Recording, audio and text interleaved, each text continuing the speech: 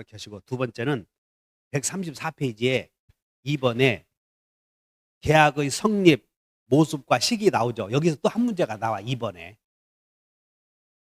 133페이지에 2번. 근데 계약의 성립에는 여기 봐. 야, 너 토지 2억에 사라. 둘이 이 얘기하면서 휴대폰으로. 그럼 알았다. 그럼 바로 계약이 성립이 되지?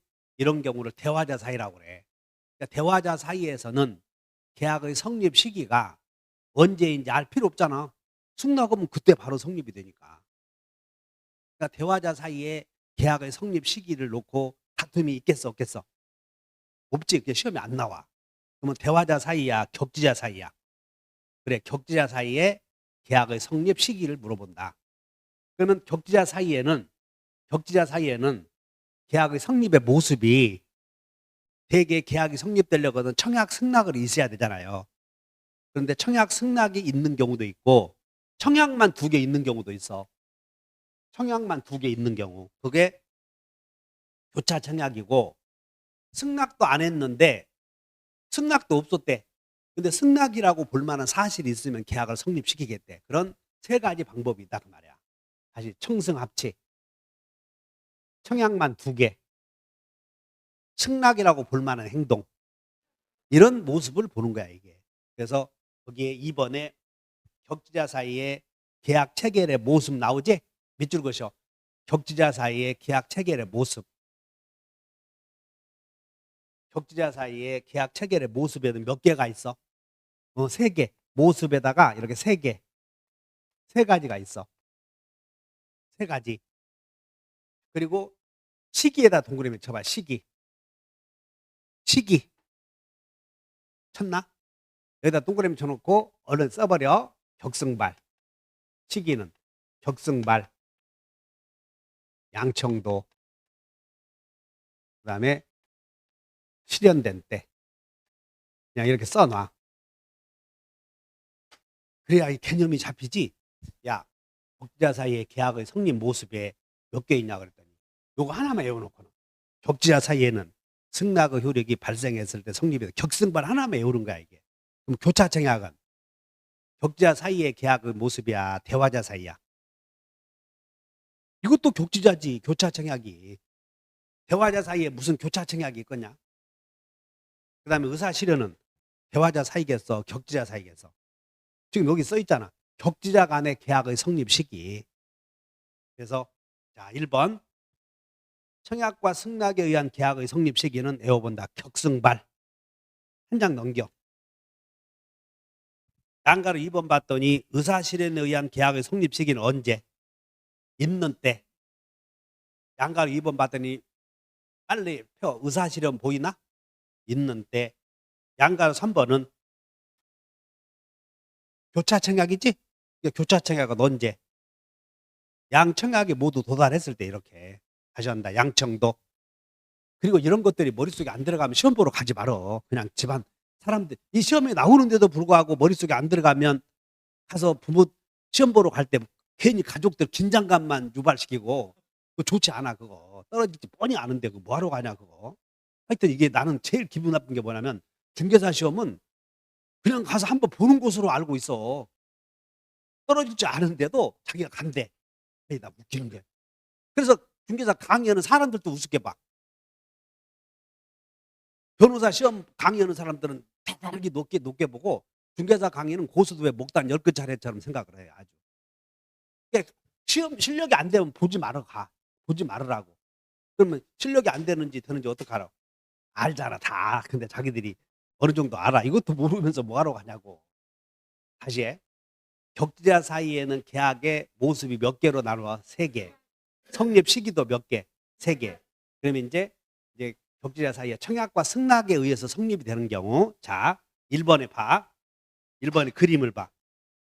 133페이지에 청약과 승낙에 의한 계약의 성립 시기는, 이제 먼저 그 133페이지 그림을 보라고. 밑에 이제 승낙 기간을 정해.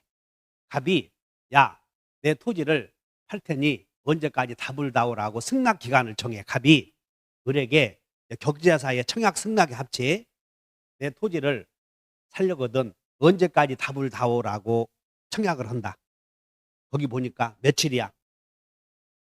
승낙 기간이 뭐라고 쓰여 있어? 여기 도해에 여기 볼 쓸 거 없어. 여기 봐. 여기 친절하게 그 박스에 승낙 기간은 언제? 그래서 10월 30일로 승낙 기간을 정해서 청약서를 발송을 해. 그 의미가 들어왔어? 그래서 10월 30일로 갑이 부산에 있는 을에게 내 건물을 살려거든. 건물 10월 30일까지 답 좀 다오라고 승낙 기간을 정해서 청약을 해. 그럼 시험은 이 승낙 기간은 꼭 청약과 동시에 정해져야 할까요? 후에 정해져도 괜찮을까요? 시험이 아무것도 아니야. 아, 나중에 정해도 되지. 꼭 시험에 청약할 때 꼭 써야 돼. 한 이틀 후에 답을 뭐 보름 내에 달라 이렇게 해도 되지. 메모 승낙 기간에다가 승낙 기간 승낙 여기다 동그라미 쳐 해놓고 뭐라고 써냐면 이렇게 시험에 나오겠지. 동시에 그러면 X해. 동시에 그러면 X를 하고 이렇게 시험 나오는 것만 포인트 찍어줄 테니까. 그럼 승낙 기간은 청약과 동시에 정해져야 돼. 후참에 정해져도 돼. 그래 후참에 정해져도 된다. 그래서 10월 30일로 발송해서 언제 청약서를 발송을 해서 10월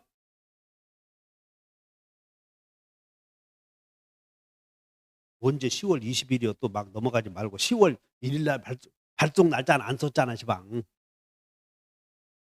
10월 20일 하고. 근데 이제 청약이 도착했겠어, 안 했겠어? 했지. 근데 거기서 자, 2번 봐, 2번. 청약은 상대방에게 전달이 되면 철회하면 돼, 안 돼? 그래서 그것을 법 조문에서는 527조에서 청약의 구속력 이런 말을 써. 청약의 구속력이란 청약이 상대방에게 도착한 후에는 임의로 철회하지 못한다. 왜냐하면 청약이 상대방에 도달하고 나면 상대방이 고려할 거 아니냐. 그래서 사전에 답사를 하고 있는데 느닷없이 어이 답이 없는 거 보니까 없었던 거 선생님 그러면 안 되잖아 이렇게. 그냥 승낙 기간을 정했을 때는 승낙 기간 내에는 철회 못해 이렇게. 그냥 여러분들 아셔야 돼. 철회한다 못 한다. 근데 전에는 할 수 있어 없어? 그걸 외워. 다시 후추 먹고 무슨 짓 했어? 두 개를 꼭 외우는 거야. 추인은 후에, 철회는 전에 이렇게 후추 먹고 전철 탔다. 거기다 써 가만히 있지 말고 아는 척 하지 말고. 2번 오른쪽에다가 철회 나오면 얼른 철회 동그라미 쳐야 되고 안 써놓으면 또 몰라. 후추 먹고 전철 탔다 이렇게. 그래서 을이 이제 갑이 청약을 해서 을에게 이제 을이 여러 가지 검토했지. 그래서 승낙서를 발송을 해. 좋다. 네 제의대로 내가 사겠다. 언제 발송이야? 그 10월 20일 날 발송 온 거야. 이게 다 생략해서. 그런데 이 승낙서를 부산에 있는 서면 우체국에서 발송했는데 이 승낙서가 갑에게 제때 도착하겠어. 뭔가 삐딱하겠어. 그러니까 법은 항상 삐딱해야 돼. 그래서 도달을 했는데 언제까지? 10월 30일까지 도달을 해야 되는데 제때 도달을 해. 늦게 도달을 해. 그래서 거기에 승낙서가 도달을 했는데 갑에게 거기는 11월 1일이라고 돼 있잖아요. 그러니까 상황을 봐. 10월 30일까지 답을 주라 했더니 그놈이 어떤 사정에서 제때 10월 20일 날 했다면 충분히 제 기간 안에 도달할 수 있었나 없었나? 있었잖아. 근데 제때 도달했어? 늦게 도달했어? 궁금해 안 궁금해? 그것을 왜 궁금해하냐고. 그런 것들을 그냥 늦게 도달했는가 보다 보면 되는 거지. 그게 도대체가 젠장 편지가 도중에 잤는가, 우체국 아저씨가 죽었나 이런 거 생각하면 안 되는 거예요. 이거 초등학생처럼. 그것이 왜 궁금하냐고. 그냥 상황이 뭐 한두 가지겠어. 그런데 여기는 이렇게 됐어. 그런데 갑이 건물을 팔겠다고 했는데 그래서 을이 발송했는데 발송할 때는 10월 20일 날 발송했는데 건물을 언제 주저앉았어? 10월 19일 날. 근데 이 을은 서울에 있는 집이 멸실됐다는 사실을 알고 발송했겠어? 모르고 발송했겠어? 모르고 발송했고 이미 갑은 지진으로 멸실된 거야 지금. 그런데 편지가 언제 도착하냐면 10월 11월 2일 날 도착을 해. 이런 걸 자요보다 연착된 승낙. 그러면 이 연착된 승낙에 대해서 잘 봐. 이제 효력이 3번 봐. 3번. 갑이 3번. 갑이 연착의 통지를 하는 경우도 있지. 연착의 통지를 하는 경우도 있고, 그리고 연착의 통지를 안 하는 경우도 있어. 두 가지 경우가. 그래서 갑이 연착의 통지를 했으면 자요보다 새로운 청약으로 본다야 볼 수 있다야. 거기는 볼 수 있다 이렇게. 그러니까는 이 갑이 연착의 통지를 했으면 의뢰 승낙이 새로운 청약이니까 갑이 다시 승낙을 해야 계약이 성립이 돼 이렇게. 그래서 새로운 연착의 통지를 했으면 새로운 청약으로 볼 수 있다. 여기까지. 근데 갑이 연착의 통지를 했겠어 안 했겠어? 안 했지. 연착의 통지를 안 했어. 그럼 연착됐어 연착되지 아니한 것으로 봐. 그럼 연착되지 아니한 것으로 본다는 의미는 이제 파악을 해. 아, 제 기간 안에 도착했겠다 이렇게. 그러면 제 기간 안에 도착했다면 언제 도착했는지는 분명히 어느 때로 도착했는지를 결정할 수는 없잖아 지금. 지금 이 편지는 갑이 연착의 통지를 안 했다면 도착 날짜를 어느 때로 정해야 되겠어? 도중에 지 맘대로 정하면 문제가 생기잖아요. 그런데 발송 날짜는 분명하지 않아. 서면 우체국 소인이 찍혀 있지. 그래, 자, 여러분들. 그래서를 따라서 해. 그래서 격승발이다. 그래서 격승발이야. 격지자 간의 계약의 성립 시기는 승낙의 통지를 발송한 때는 분명하니까 그때 계약이 성립되는 것으로 정하겠다. 그런 뜻이야. 맞나? 필이 왔어, 안 왔어? 그래서 연착의 통지를 하지 않으면 연착되지 않은 것으로 본다. 그래서 계약은 성립이 되고 연착의 통지를 안 해버렸대. 안 했어. 그럼 계약이 성립돼 안 돼? 언제? 발송 날짜는 분명하잖아요. 그래서 격승발이다 이렇게. 여기까지 왔어? 이게 계약의 성립 시기 하나 기억하면 돼. 머릿속에. 그 머릿속에 쥐어짜야 돼. 간단해. 간단해 이렇게. 그 뭐가 어려워. 한 문제 나오는 거. 그리고 이 정도도 습득 능력이 없다면 시험 보러 가야 돼. 가지 말아야 돼. 하지 말어. 그냥 격승발 하나 외웠는데도 안 된다면 뭐하러 가냐고. 그리고 틀리고 말고 막 짜고 하고 하지 마시고. 이제는 함부로 할 것도 없으니까 내가 막 하는 거야 이제. 지금까지는 살살 달랬거든. 달랬어. 이제는 충격요법으로 가야 된다고. 그리고 이제는 여러분들이 여유를 가질 시간이 없고 이제는 공부가 많이 되어 있거든. 근데 그것이 머릿속에 정리가 안 됐을 뿐이야. 그러니까 자꾸 정리하는 습관을 가져야 돼. 자, 이것이 이렇게 된다. 그런데 문제는 가불간의 시방 계약은 10월 20일에 성립이 되었지. 어? 근데 건물은 언제 며칠 되었어? 그럼 성립이 되면 계약은 유효 아니면 무효라고 하지 않았어? 그러면 가불간에 갑이 건물을 을에게 팔겠다고 했고 그 건물이 10월 19일 날 멸실되었는데 을이 그 사정을 모르고 승낙서를 10월 20일 날 발송해서 11월 2일 날 도착했는데 갑이 연착을 통지를 안 했지. 성립이지? 성립은 되었어. 그럼 유효야 무효야? 이제 성립은 되었어. 유효 무효? 어디 보자. 유효 아니면 무효지? 무효네 젠장.